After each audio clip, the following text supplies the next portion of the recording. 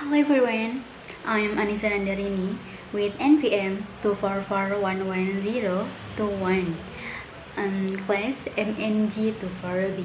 In this video, I will explain about inflasi. Pengertian inflasi. Inflasi adalah proses meningkatnya harga-harga secara umum dan terus-menerus dalam jangka waktu tertentu. Diukur dengan indeks harga seperti indeks harga konsumen atau IHK. Inflasi itu bukan kenaikan harga satu barang, tapi rata-rata barang dan jasa. Menurut Bank Indonesia, definisi inflasi adalah kecenderungan naiknya harga-harga barang dan jasa yang berlangsung secara terus-menerus dan luas. Jenis-jenis inflasi ada dua. Satu, berdasarkan tingkat keparahan. Kedua, berdasarkan penyebab. Berdasarkan tingkat keparahan, inflasi ringan. Inflasi ringan itu kurang dari 10% per tahun. Inflasi sedang 10-30%. Inflasi berat 30-100%. Hiperinflasi lebih dari 100%. Jika berdasarkan penyebab, ada 3 yang menjadi penyebab. 1. Demandful inflation, yaitu kelebihan permintaan. Kedua ada cost plus inflation, yaitu biaya produksi meningkat.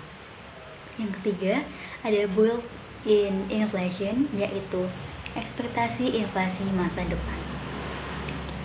Penyebab inflasi sendiri adalah permintaan lebih tinggi daripada penawaran, kenaikan biaya produksi seperti upah, bahan baku.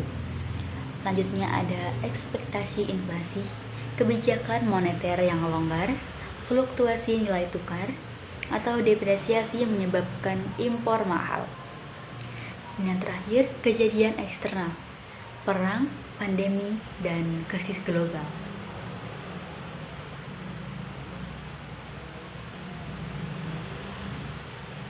Dampak inflasi.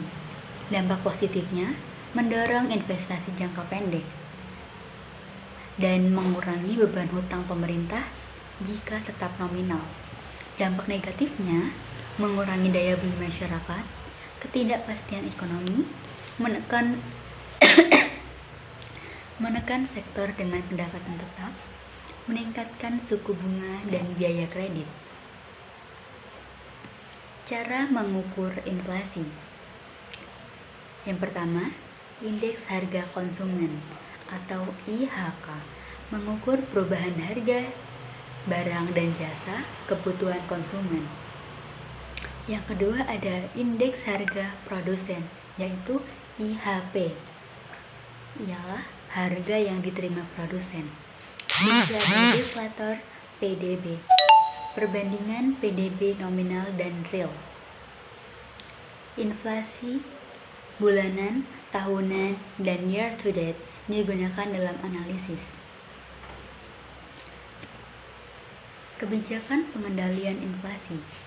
Kebijakan moneter oleh Bank Sentral, yaitu operasi pasar terbuka, perubahan suku bunga acuan,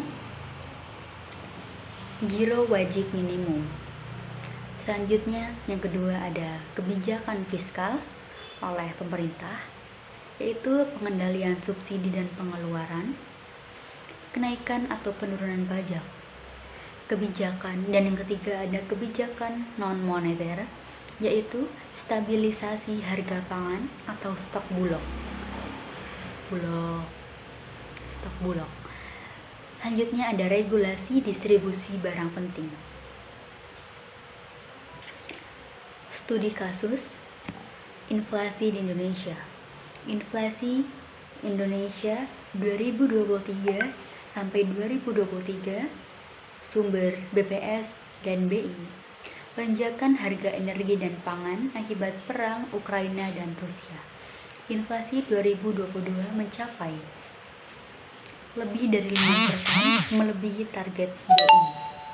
Suku bunga acuan dinaikkan oleh BI sebagai respon upaya pemerintah, bantuan sosial yaitu BLT BBM, ada operasi pasar dan subsidi energi.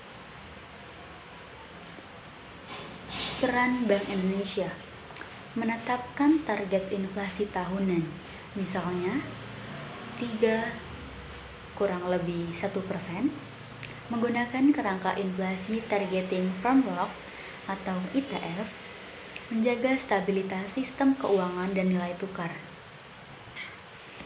Kesimpulan, inflasi merupakan gejala penting ekonomi. Inflasi merupakan gejala ekonomi penting yang harus dikendalikan. Pengendalian memerlukan koordinasi antar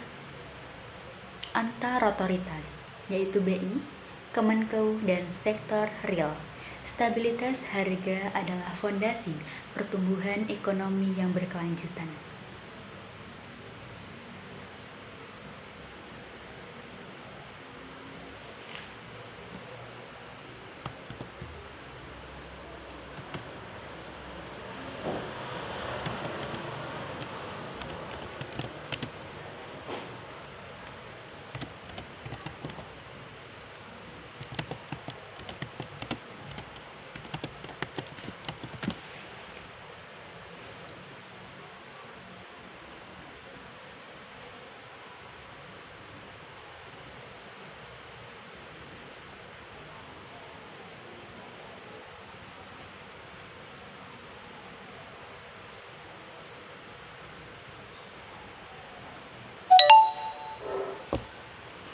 Sekian dari saya Anissa Nandarini. Terima kasih.